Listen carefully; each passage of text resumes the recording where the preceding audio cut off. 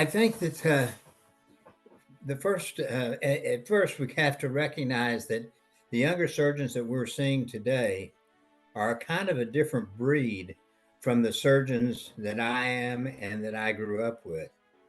And so I can't so much fall back on my own experience of what I saw among my colleagues or myself, because I think we're dealing with different times.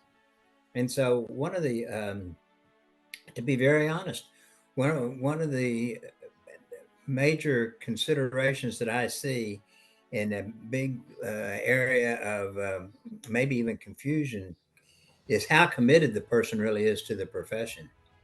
And for me, that was reflected in the time that I spent and the choices that I made along the way.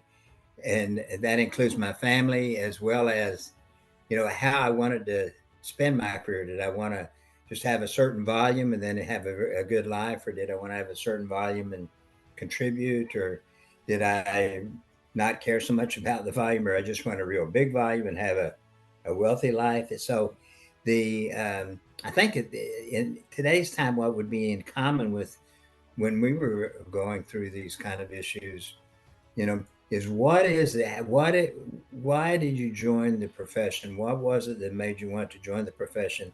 And then the second question is, have I organized my life to achieve that goal? Are you aligned with what you started with?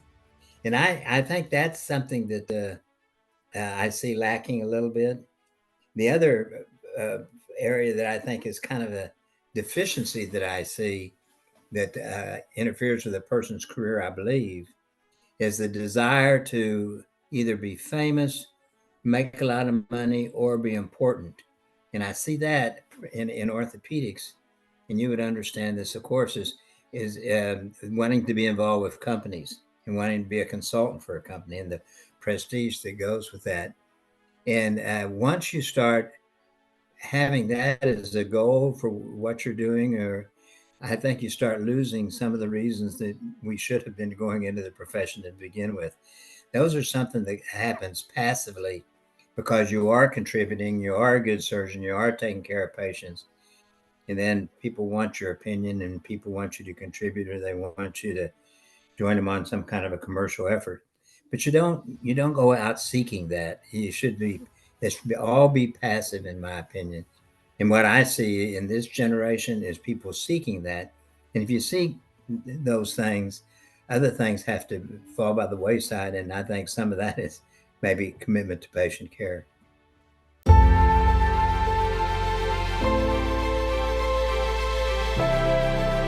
Patient care.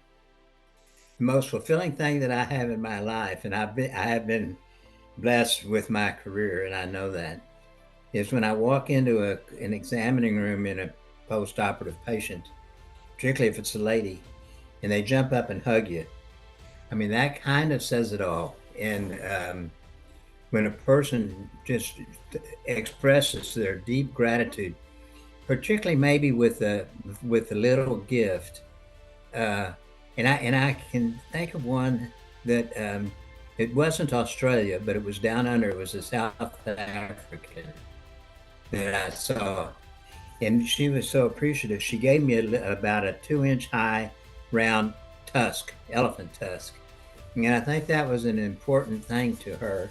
And I know I've been to, in fact, I'm an honorary member of South African Orthopedics, so I've been there a number of times, just like I've been to Australia. I did my Fulbright travel in Australia, so just to have that small token, it was valuable to her, and she wanted to give that to me to thank me for my surgery. That kind of thing, just you can't put a price on those kind of experiences. And the reason I went into orthopedic in part was to seek that, because I didn't want to be in the realm of a cancer surgeon where all I was doing is prolong life a little bit, and I didn't want to be the bearer of bad news for the rest of their life. I wanted to be gratified that I was helping people and that they were happy and I could get them back to work or get them back to sport. So it's kind of a selfish thing that I went into orthopedics for, but it was really gratifying. It really worked out because that was what my career was like.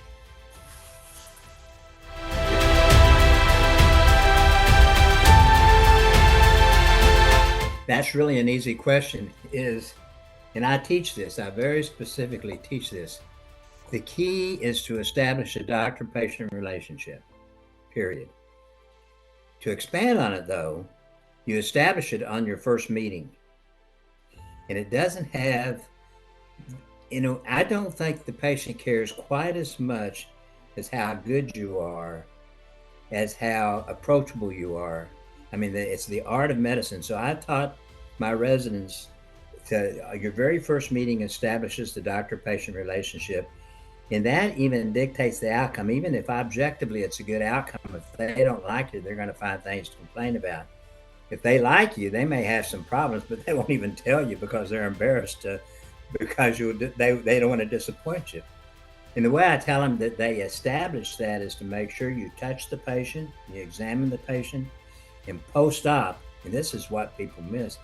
Every time I went into a room, I never left without touching my patient. I might wiggle their big toe if they didn't have anything that I really needed to check, but I always touched them. I might touch them on the shoulder, kind of like a sign of endearment or so for a lady. And for a guy, you just tap him on the shoulder or so. And what I told the residents, when you use the phrase, when you're talking to them and you're talking about their indications, the phrase that you should never forget is, if you got something, so well, I'm not sure what I'm going to do, I'm going to do a scope, I don't know what I'm going to find, or whatever, you're going to say, I will do what's in your best interest. That's the key phrase that you need to leave the patient with. And that will help identify and solidify that doctor-patient relationship. I saw a patient once that was a pretty little girl, 20s or something, and she was in a motor vehicle accident. She'd injured her elbow, and she developed a contracture, not 90 degrees, but about 110 degrees. And so she was a pretty girl. She was walking around here with her arm kind of on her chest, and it's an obvious deformity. And nobody wanted to operate on her. So I thought, well, this is kind of challenging when they get that high up. But I operated on her. What I didn't take into consideration was that when you get a deformity like that, the median nerve can scar into the capsule. So when I released the capsule, I released the median nerve. And so I explained it to the patient. And I called one of my hand surgeons in, and he repaired it, and she got some return, and she got a good return of motion. But fast forward, I now have summons to a deposition. And so the deposition was really about the motor vehicle accident and the recovery and all that. This patient's sister was an attorney. So, of course, there's no way you're going to avoid a suit. The deposition was about the amount of the settlement. And then the other attorney brings in and says, but doctor, how can you argue for this amount of settlement when before your surgery she had a perfectly normal hand and now she doesn't? And so immediately the sister jumped in, who was defending her sister, representing her sister, and said, that's inappropriate. I challenge that, and that needs to be stricken. I thought, how often do you see an attorney protecting you for transecting their family member's nerve? That doesn't happen very often. But that girl knew. I told her the risk. I didn't tell her specifically that. But my point was, she knew that I really was trying to help her. And even though she had a bad problem, she still ended up a lot better than she was when she started. And she was appreciative. She was appreciative because nobody else would do anything. She's going to go through life with her hand, sucked up. So when that sister jumped in, I thought, boy, that doesn't happen very often. So, but that goes to the doctor-patient relationship. That's the meaning of the story, of course.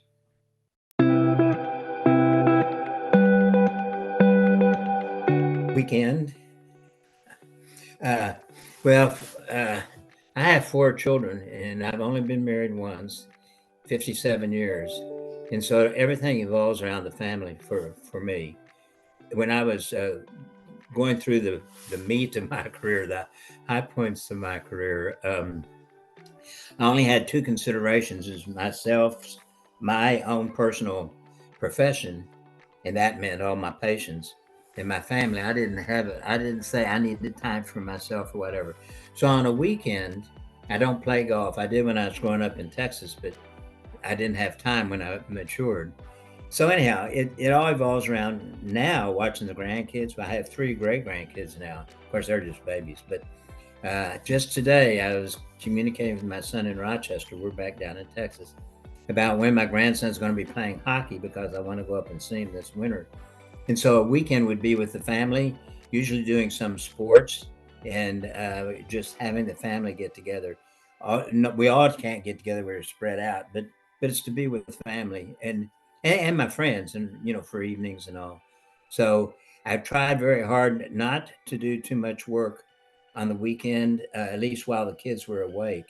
That was the other thing. During the week, I'd get home and I never pulled out my briefcase or started any papers or whatever while the kids were awake, but I didn't sleep much. So when they went to bed, that's when I'd pull out my briefcase and get my stuff done.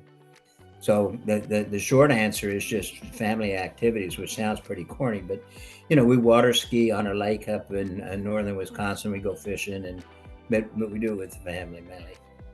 But let me just share something with you too that I think is so interesting. There was a recent study on longevity, and they studied different categories of activity that would correlate to how long you lived. So they looked at people that had a BMI of whatever. They looked at what the diet consisted of. They looked at the amount of exercise. They had about 6 or 7 things. And you know what the number one correlate to longevity was? Social interaction. Somebody that had a social life outside themselves and outside the family. That's interesting, isn't it? I mean, we all know that's important, but this study showed it had the strongest correlate to longevity than any of the other standard considerations.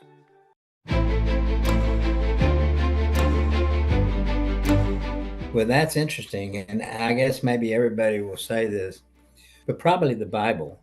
And I don't actually mean the Bible as such, literally, but the implication of it is, and by that I mean reading works that cite the Bible or they talk about a way of life. So I can't think of any one book except when I was a senior or junior in college. I read one book that I thought was interesting called The Organizational Man. And it was, I graduated from college in 65, so this was around 63. And what they were talking about is at that time in the 1960s, people, what they were looking for in a job, it kind of goes back to the first question in a way. What were people looking for in a job? And they did surveys and they found that the number one thing they were looking for is security. And then the number two thing they were looking for is the amount of the income. And what resulted in them staying wasn't so much making more and more money or leaving because of money, but rather because of satisfaction. And they wanted to have a chance to move up and to have their efforts rewarded. And so I remember that from that. It was just it wasn't even a course, believe it or not. I just somehow or other got the book and read it. And that had an impact on me too, because I thought, you would think everybody was after the money and all that, but there's other things that are important. And I found security not to be the one that interests me, but what interests me, we've already touched on it, was, I kind of wanted to have, I knew I had a certain amount of talent, and I kind of wanted to make it worthwhile and not be kind of a selfish thing that I benefited from, made a lot of money, but maybe share it with something. And that's medicine. That defines medicine. When I met my wife, I was enrolled in law school and I was going to go to become an attorney. And then she's a nurse. She's pretty and she was very dedicated. And so that was what I was looking for. And so I thought, well, I think that's what I'll do. So that's how I got into medicine. And it all kind of goes back to the central question of, what do you want out of life, for God's sake, and using your talents. And what better could you do than being a physician first and an orthopedic surgeon second?